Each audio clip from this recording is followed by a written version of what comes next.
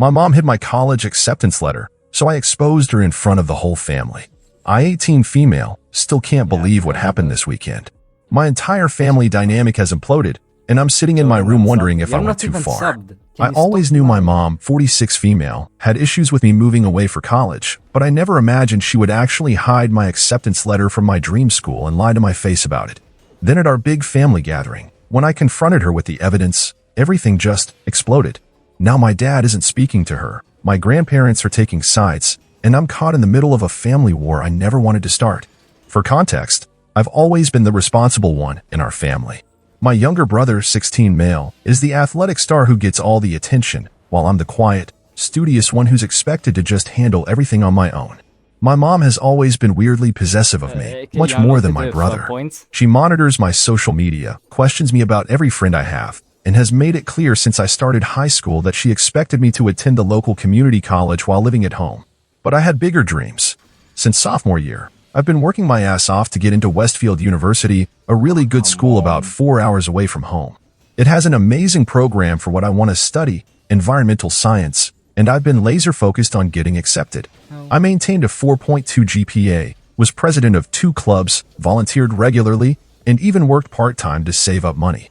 My mom knew all about this. It wasn't a secret, but she always dismissed it with comments like, "That's nice, honey, but you know the local college is perfectly good," or "You'll change your mind when the time comes." I applied to 6 schools total, including Westfield, and had been checking the mail obsessively for weeks. Responses from other schools had started coming in, 3 acceptances, 2 waitlists, but nothing from Westfield. Then last week, I was using my mom's laptop to print something for school when a notification popped up from her email. The subject line caught my eye. Forward, congratulations from Westfield University admissions. My heart literally stopped. I clicked on it before I could even think, and there it was, a forwarded email from Westfield, dated 3 weeks ago, confirming they had sent my acceptance package and asking for my enrollment confirmation by the end of the month, which was just 1 week away. I was shaking as I read it. My mom had not only intercepted my letter, but had forwarded the email to herself and deleted it from our home email account that I regularly check. I scrolled through her email and found an entire folder labeled Westfield, with multiple emails from them, all forwarded from our family account. I wanted to confront her immediately, but something stopped me. The calculated nature of what she'd done scared me. This wasn't a momentary lapse in judgment. This was premeditated sabotage of my future. So instead, I took screenshots of everything, sent them to myself, and then closed her email as if I'd never seen it. That night at dinner, I casually mentioned still hoping to hear from Westfield. She looked me straight in the eyes and said, "I'm sure they'll let you know soon, honey, but don't get your hopes up. It's a very competitive school." The ease with which she lied to my face made my stomach turn. I spent the next 2 days in a fog, trying to figure out what to do. Should I confront her privately? Tell my dad? Report it to Westfield somehow? I felt like I was going crazy. This was my future she was messing with. The deadline to confirm enrollment was rushing at me, and my acceptance package was God knows where. I couldn't sleep, couldn't focus on schoolwork, couldn't even eat properly. Every time my mom asked if I was feeling okay, it took everything in me not to scream the truth at her. How could she do this to me? Did she really think I would never find out? Or was her plan to wait until after the enrollment deadline had passed, then discover the letter and act devastated that it was too late? The more I thought about it, the more betrayed I felt. I've always trusted my mom, even when I disagreed with her. We've had our fights and differences of opinion, but I never thought she would deliberately sabotage something this important to me. This wasn't just controlling behavior. This was a complete disregard for my autonomy as a person, for all the hard work I'd put in over the years. Then I remembered our upcoming family barbecue at my grandparents' house that weekend. Everyone would be there, my dad's parents, my mom's sister and her family, my dad's brother and his kids. All people who had supported my college dreams over the years. People who had listened to me talk about Westfield, who had encouraged me to apply, who had celebrated my other acceptance letters with me.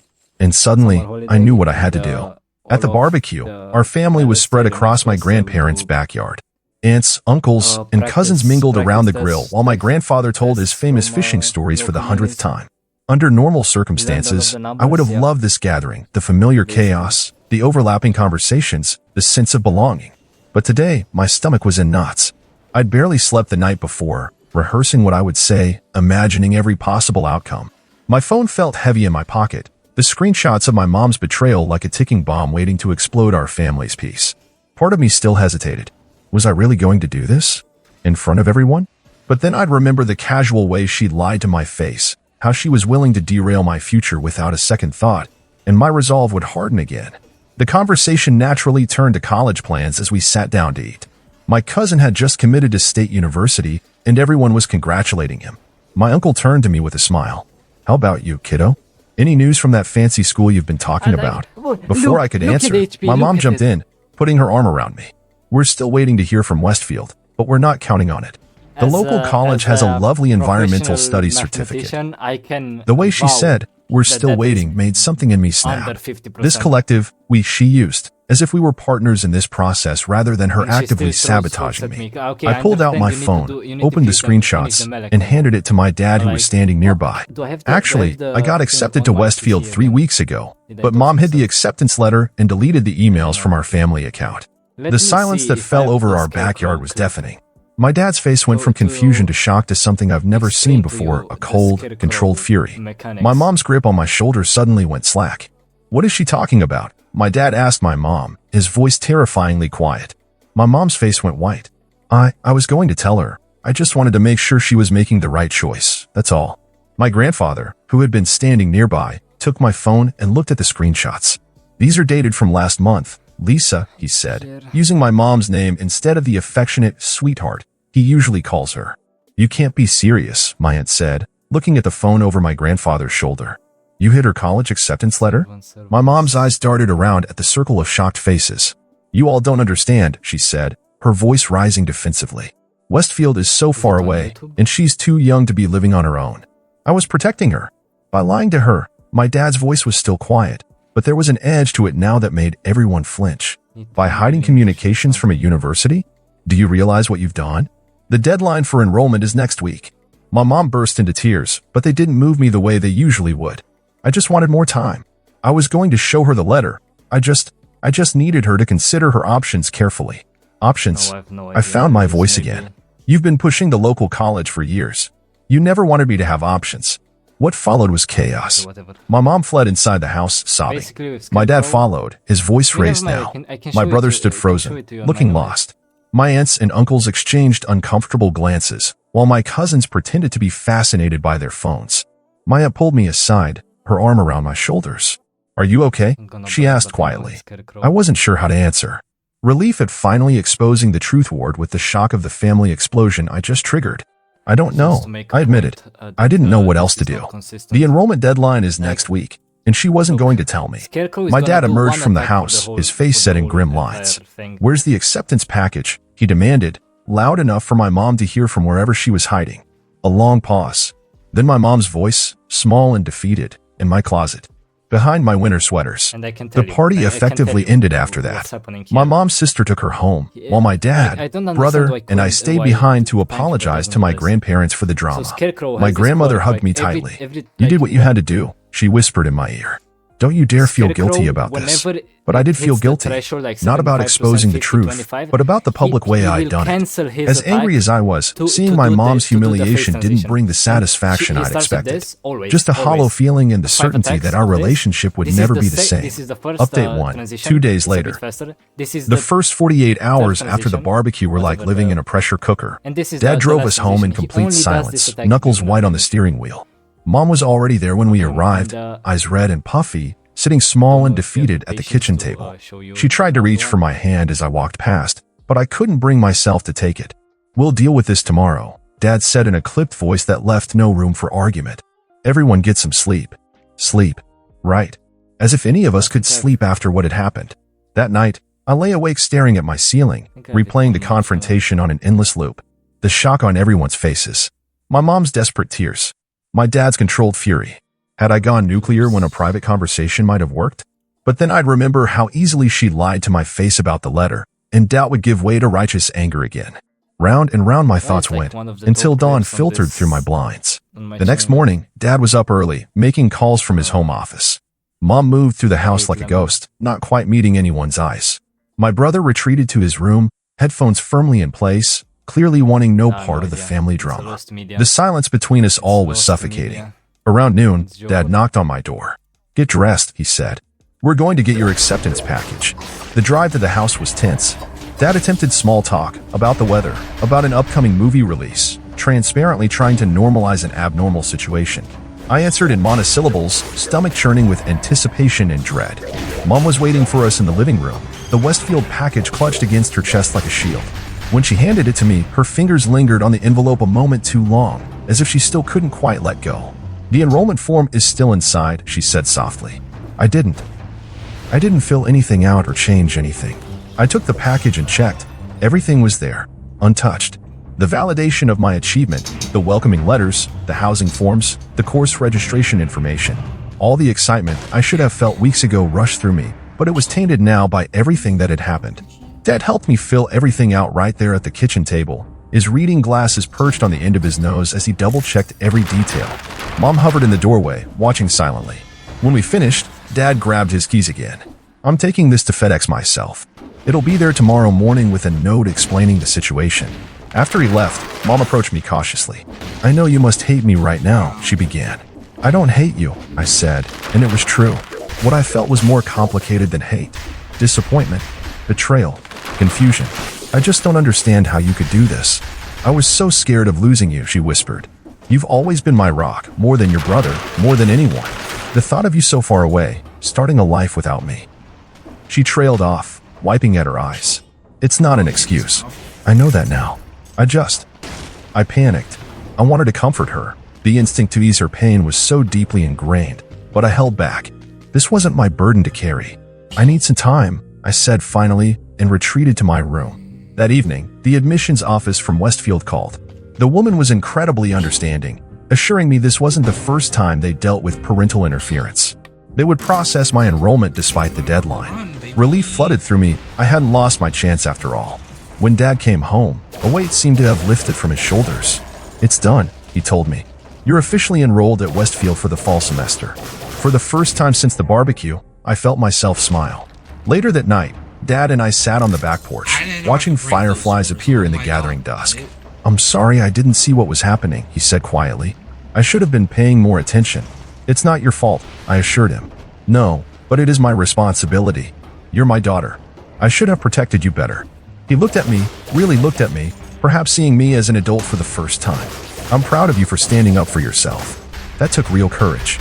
That simple validation broke something open in me, and suddenly I was crying for everything that had happened, for the mother I thought I knew, for the family that would never be quite the same. Dad put his arm around me and let me cry it out. "We'll get through this," he promised. "All of us. It'll just take time." I wanted to believe him. But as I finally drifted off to sleep that night, I wondered if some broken things can never truly be fixed. Update 2 weeks later. 2 weeks after the barbecue incident, my mom knocked on my bedroom door. This in itself was remarkable. Before, she would have just walked in. The small gesture of respect for my privacy reflected the seismic shift in our family dynamics. "Can we talk?" she asked, hovering in the doorway. She looked different, somehow smaller, less certain, but also more present than she'd been in the emotional chaos of the past weeks. I nodded, putting aside the Westfield course catalog I'd been browsing. She sat gingerly on the edge of my bed, hands clasped tightly in her lap. "I'm seeing a therapist," she said without preamble. "Your father and I had a long conversation, and we both agreed it's necessary." This surprised me. My mom had always dismissed therapy as paying strangers to listen to your problems, whenever the subject came up at family gatherings. Her sister had suggested it years ago during a rough patch, and Mom had brushed it off completely. "That's good," I said carefully. "Dr. Winters says I have attachment issues," she continued, the clinical term sounding strange in her mouth. "She says my fear of abandonment is making me try to control the people I love." She took a deep breath. "Apparently, it's not normal to feel physical panic at the thought of your child moving away for college." I didn't know how to respond to this level of self-awareness from my mother. It was like talking to a stranger wearing her face. "I know an apology isn't enough," she went on, "but I am truly sorry, Emily. What I did wasn't just wrong, it was a betrayal of your trust. There's no excuse for that." For the first time since discovering the hidden acceptance letter, her apology didn't come with qualifiers or explanations about her intentions. It was simply an acknowledgement of the harm she'd caused. She reached into her pocket and pulled out an envelope. "This is for you." Inside was a check, a substantial one, with Westfield University fall semester written on the memo line. "Mom, please," she cut me off gently. "Let me do this. I know money doesn't fix what happened, but I want to support your dreams, even if they take you away from me." That's what real love should do, right? Support, not restrict. I studied her face, looking for signs of the emotional manipulation that had been our currency for so long. But her eyes were clear, her expression open. This felt different. Real. Thank you, I said simply, and was rewarded with a tremulous smile. Later that week, I received a lengthy text message from my maternal grandmother that landed like a stone in my stomach. Unlike my mom's genuine apology, this was a masterclass in emotional manipulation. Family business should be handled within the family. Your poor mother is devastated. When you're older, you'll understand a mother's love. It went on, effectively blaming me for the fallout of my mom's deception. I showed it to Dad, who read it with a deepening frown. Your grandmother means well, he said diplomatically, but she's wrong on this one. You don't owe anyone your silence when they've wronged you. His clarity was comforting in the face of my grandmother's guilt trip. In contrast, my paternal grandparents had become my unexpected champions. Grandpa called every other day to check on me, and Grandma started sending links to articles about college life and dorm room organization. We're so proud of you, she said during one call. Not just for getting into Westfield, but for standing up for yourself. That's a skill that will serve you well in life. My relationship with my brother transformed too. One evening, he knocked on my door and awkwardly asked if I could help him research some colleges. I know it's early, he said, shuffling his feet, but I've been thinking maybe I don't want to just go wherever the baseball scholarship takes me. We spent the night browsing college websites, talking about his interests beyond sports, possibilities he'd never considered before. I always thought you had it all figured out, he admitted. Like, you always knew exactly what you wanted. I laughed at that. Are you kidding? I've been terrified. I just got good at pretending I wasn't. His eyes widened. Seriously? But you always seem so confident. Fake it till you make it, little brother. I grinned at him. But don't fake it so well that you forget to ask for help when you need it. That was my mistake. The conversation left me feeling lighter somehow, as if in helping him navigate his future, I was making peace with the complications of my own. Slowly, almost imperceptibly, our family began to heal. Not back to what it was before, that was impossible, but into something new. Something more honest, with clearer boundaries and more open communication. The night Mom came home from therapy and actually disagreed with Dad about a household decision without dissolving into tears was a small victory that didn't go unnoticed by any of us. I still had moments of anger and doubt, especially late at night when I'd replay the confrontation and its aftermath. But increasingly, these moments were balanced by a strange new feeling. Hope, not just for my future at Westfield, but for what our family might become once the initial earthquake of truth had settled. Final update, 1 month later. Move-in day at Westfield arrived with perfect late summer weather, clear blue skies, a gentle breeze, and that particular golden quality of sunlight that marks the transition from summer to fall. My belongings were packed into our family SUV with Tetris-like precision, the culmination of weeks of shopping, planning, and packing. The drive to campus was charged with a complex mix of emotions. Dad was chatty, pointing out landmarks and sharing stories from his own college days. Mom was quieter but present in a way she hadn't been before, asking thoughtful questions about my class schedule and dorm arrangements without the thinly veiled anxiety that had previously colored such conversations. Your roommate seems nice from her emails, she offered as we crossed the state line. It was smart of you to connect with her ahead of time. This small acknowledgement of my capability to make good decisions might have gone unnoticed a few months ago, but now it registered as significant progress. I caught Dad's quick glance of approval in the rearview mirror. The campus was buzzing with move-in activity when we arrived, cars unloading, parents hugging teary freshmen, orientation volunteers and bright t-shirts directing traffic. My stomach fluttered with a mixture of excitement and terror. This was it. The future I'd fought for was finally here. My dorm room was small but bright, with 2 narrow beds, simple desks, and a shared closet. My roommate Kate hadn't arrived yet, so we had the space to ourselves as we unloaded my things. Mom immediately took charge of making my bed with the new sheets and comforter we'd picked out together, a task that seemed to calm her. Dad focused on assembling a small bookshelf, while I arranged my desk supplies and hung photos on the wall. There was something surreal about seeing my parents in this new space that was entirely mine. They looked simultaneously out of place and exactly where they should be, helping me transition to this next phase of life. I caught Mom looking at a photo I'd hung of the 3 of us from a beach trip years ago, her fingers brushing the frame gently. "You okay?" I asked quietly, coming to stand beside her. She nodded, blinking rapidly. "Just proud," she whispered, "and a little sad, but mostly proud." The moment was interrupted by Kate's arrival with her own family, bringing a flurry of new introductions and the cooperative chaos of 2 families trying to organize a shared space. By late afternoon, both sides of the room were set up, and the inevitable moment of parting could no longer be postponed. We walked together to the parking lot, the conversation growing more stilted with each step.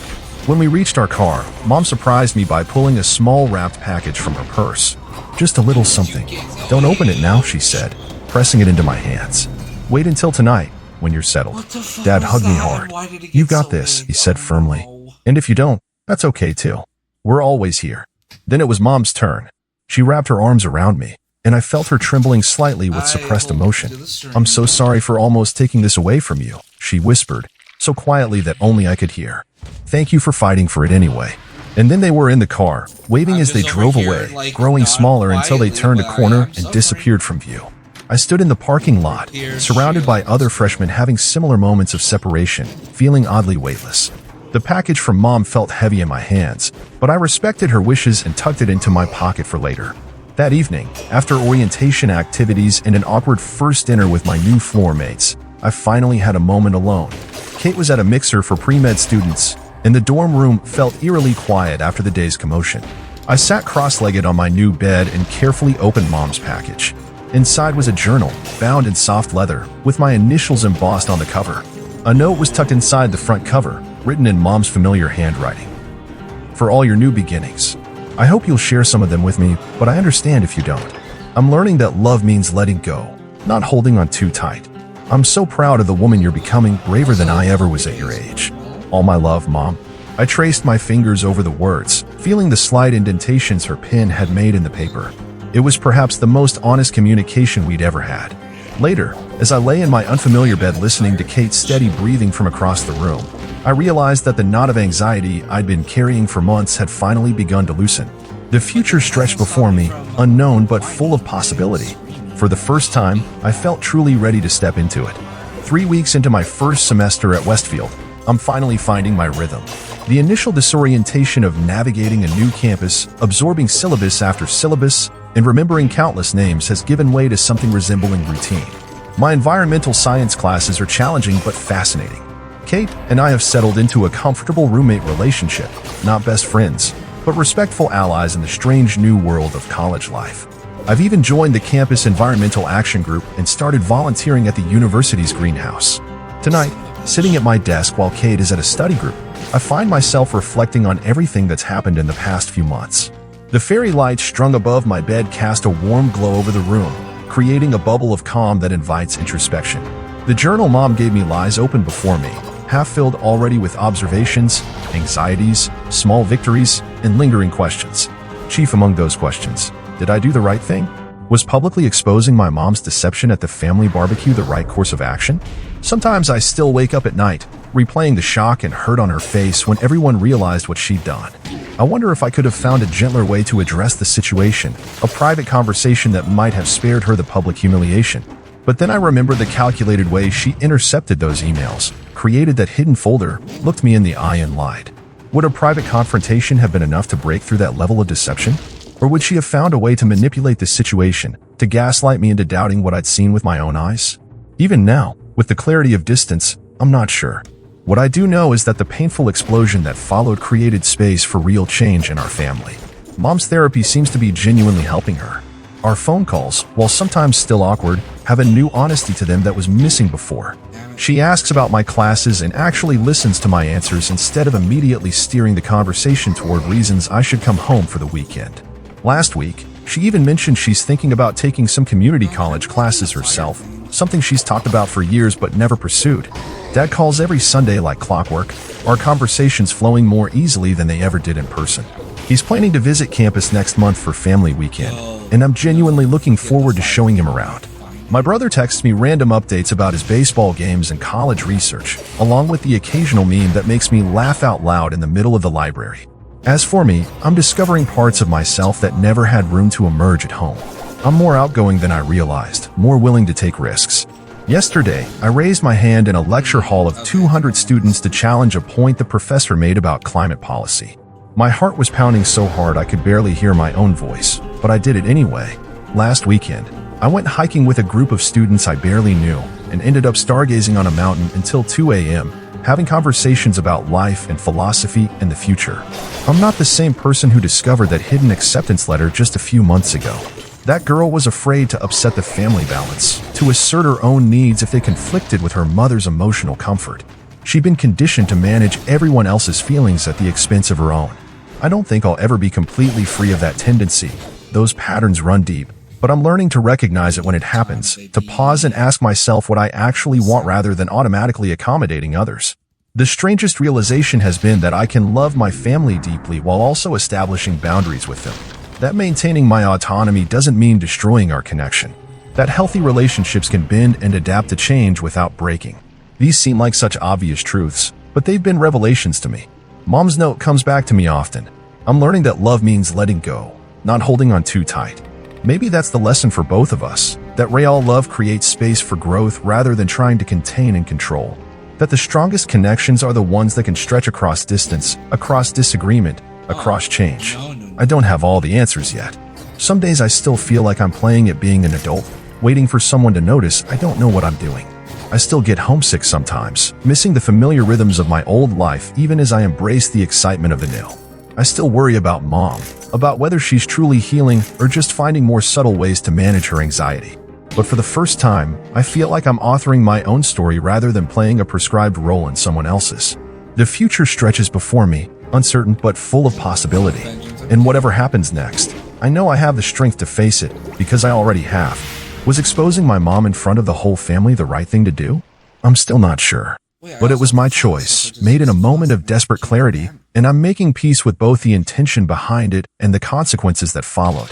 Some battles need to be fought in the open, even when they leave scars. Some truths need to be spoken aloud, even when the speaking hurts. And sometimes, the most loving thing we can do for each other is to shatter the comfortable illusions that keep us small.